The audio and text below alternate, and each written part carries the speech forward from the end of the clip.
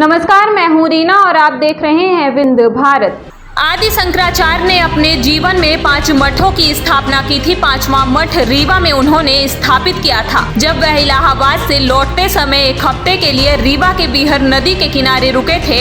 हम आपको बता दें, आदि शंकराचार्य ने महज 32 साल की उम्र में महासमाधि ले ली थी। शायद इसी वजह से रीवा में स्थापित मठ को इसकी लोकप्रियता नहीं मिली। आज हम आपको लेकर चलेंगे आदि शंकराचार्य द्वारा स्थापित रीवा में पचमठा और दिखाएंगे वहाँ का नजारा।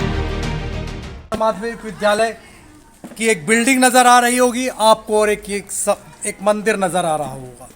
इस मंदिर के इतिहास के बारे में हम बाद में बात करेंगे। आज ये पचमठा क्यों कहा जाता है, बड़ी महत्वपूर्ण बात मैं आज करने जा रहा हूँ। पचमठा के बारे में आपको बताने जा रहा हूँ।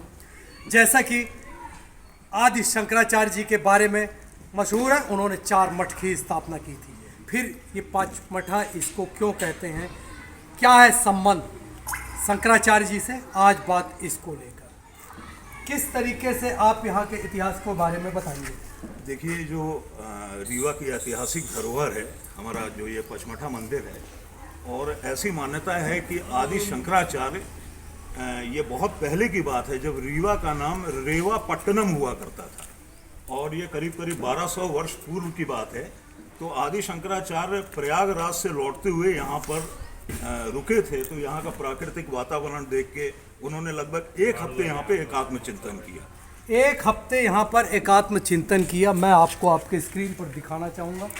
ये काफ़ी पुराने अवशेष दिखाई दे रहे हैं। पीछे यहाँ पर से बिल्कुल लगी हुई रीवा की बीहर बिछिया नदी है। यहाँ पर बहुत सारे लोग मौजूद हैं, सबकी अपनी अपनी आस्थाएं हैं। आप यहाँ कब से आ रहे हैं? मैं तो यहाँ बचपन से आ रहा हूँ और मेरी यहाँ मंदिर में पुरानी आस्था है। बचपन से आ रहा हूँ, मेरी बहुत पुरानी आस्था है। योगेन जी, पचमठा में आप कब से आ रहे हैं? किस तरीके से आपको यहाँ पर आके किस तरीके से लगता है, फील होता है? विद्यार्थी जीवन से ही हम सबका इस पचमठा से लगाव था, परंतु 2003 के पूर्व यहाँ की स्थिति बहुत ख़राब थी। आना बहुत मुश्किल था, लोग डरते थे आने के लिए। परंतु 3 के बाद जैसे ही भाजपा सरकार आई और माननीय विधायक राजेंद्र शुक्ला जी रीवा के विधायक हुए, और उनकी जो विकास परख वाली नज़र है वो पचमठों में पड़ी, और अपनी इस विरासत को, ये पचमठा का पूरे देश में बहुत बड़ा स्थान है। माननीय आदि शंकराचार्य जी ने इसका ये स्थापना की थी और राजेंद्र शुक्ला जी ने इसे विकसित, और राजेंद्र शुक्ल जी ने इसको विकसित कर दिया। आज ये किसी ज़माने में यहाँ आने में बड़ी दिक्कत हुआ करती थी, जैसे योगेन जी। सवाल ये नहीं है दिक्कत हो रही थी, दिक्कत क्यों हुई, सवाल ये है कि दिक्कत क्यों हुई। दिक्कत इसलिए हुई, ये इतिहास के पन्नों में उस तरीके से दर्ज नहीं हुआ जैसे 4 पीठ दर्ज हुए 5वीं। आखिर क्या वजह थी?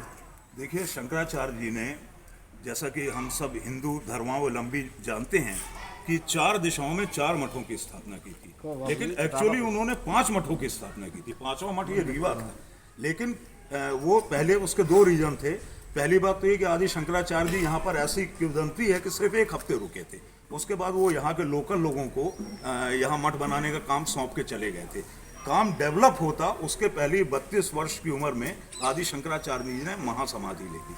उसके बाद यहाँ का काम 32 साल के उम्र में आदि शंकराचार्य जी ने महासमाधि ले ली थी। यहाँ इलाहाबाद से लौटते हुए 1 हफ्ते यहाँ पर उन्होंने विश्राम किया था। उसी दौरान यहाँ पर उन्होंने मठ का निर्माण किया था। हालांकि बहुत कम उम्र में वो हमारे बीच से इस दुनिया को छोड़कर चले गए। उस तरीके से लाभ नहीं मिल पाया जिस तरीके से यहाँ उस समय जो वो बनाते, जिस तरीके से उन्होंने 4 मठों की स्थापना की थी। आज वो चारों मठ पूरे दुनिया में अपनी एक अलग पहचान बना कर रखे हुए हैं, लेकिन हमारे यहाँ का मठ उस तरीके से प्रसिद्ध नहीं हो पाया। वक्त बदलते वक्त के साथ जिस तरीके से यहाँ पर लोग आ रहे हैं, धीरे धीरे आस्थाएं लोगों की दिखने लगी हैं, लोगों को पता भी चल रहा है। तो क्या आपको लगता है कि हम अपना मूल स्वरूप धीरे धीरे वापस? बिल्कुल 100%, जैसा कि अभी भाई साहब ने बताया। और देखिए, यहाँ इसमें कोई शक की बात नहीं है कि हमारे माननीय विधायक जी ने यहाँ बहुत डेवलपमेंट किया। विधायक जी ने बहुत डेवलप किया, जिसका जीता जागता उदाहरण है। आज हम लोग यहाँ पर आसानी से आ सकते हैं। यहाँ पर लगातार आप लोग आते रहते हैं। क्या आपको लगता है कि निकट भविष्य में हम इस धरोहर को और बेहतर तरीके से स्थापित कर पाएंगे? निश्चित रूप से जिस तरह से माननीय राजन शुक्ला जी ने प्रयास किया है और मुख्यमंत्री को लाकर इसके ढांचागत विकास के लिए पैसा मंजूर करा है और हो रहा है। आने वाले दिनों में विंध्य का सबसे ज़्यादा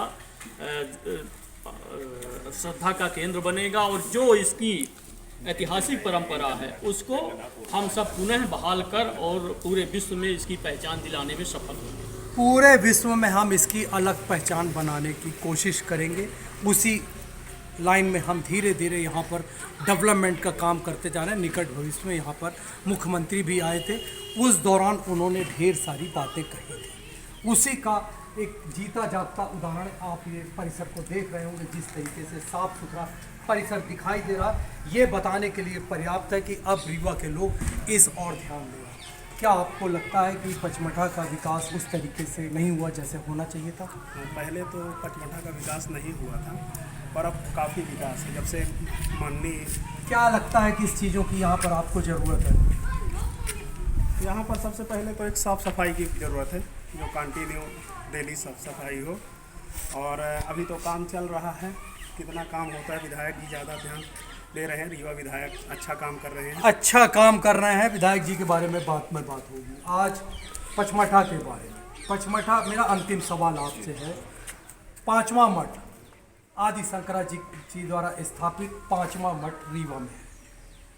हमारी कौन सी गलतियां थी जिसका खामियाजा अभी तक हम भोग रहे हैं? उस तरीके से डेवलप नहीं कर पाए, साफ सफाई का अभाव, रास्ते की समस्या। देखिए, गलतियां तो बिल्कुल स्पष्ट हैं कि तात्कालिक जो शासक थे उन्होंने पर्याप्त ध्यान नहीं दिया, या हो सकता है कि हम लोग को थे नहीं उस समय कि इसको गंभीरता पूर्वक ना लिया गया हो। लेकिन आगे धीरे धीरे जैसे जैसे लोगों में जागरूकता आई, एक अवेयरनेस आई, तो लोगों को इस ऐतिहासिक धरोहर का महत्व पता चला। इस ऐतिहासिक धरोहर का महत्व पड़ा, जैसा कि आप अपने स्क्रीन पर एक बार फिर से देख पा रहे होंगे, एक मंदिर। इस मंदिर के बारे में मैं आपको, कल सावन का 3रा सोमवार है, तब मैं इस मंदिर के बारे में आपको विधिवत बताऊंगा। फिलहाल मैं आपको आपके स्क्रीन पर दिखाना चाहूँगा साफ सुथरा परिसर, बगल से बीहर बिछिया नदी यहाँ से बहती हुई, एक अलौकिक प्राकृतिक सौंदर्य का नज़ारा यहाँ पर से नज़र आता है। साथ ही लगातार यहाँ पर भक्तजनों का जमावड़ा ये बताने के लिए पर्याप्त है कि निकट भविष्य में हम एक बार फिर से अपना अस्तित्व, जो हम धीरे धीरे यहाँ भूल गया था, 5वां मठ अपने आप में सबसे बड़ी बात ये कहने के हम अधिकारी हैं। आदि शंकराचार्य जी द्वारा स्थापित 5वां मठ यहीं पर था जहाँ पर हम मौजूद हैं। कल हम इस मंदिर के बारे में बात करेंगे। सावन का 3रा सोमवार होगा। अब अपने मेज़बान जावेद अंसारी को दीजिए इजाज़त।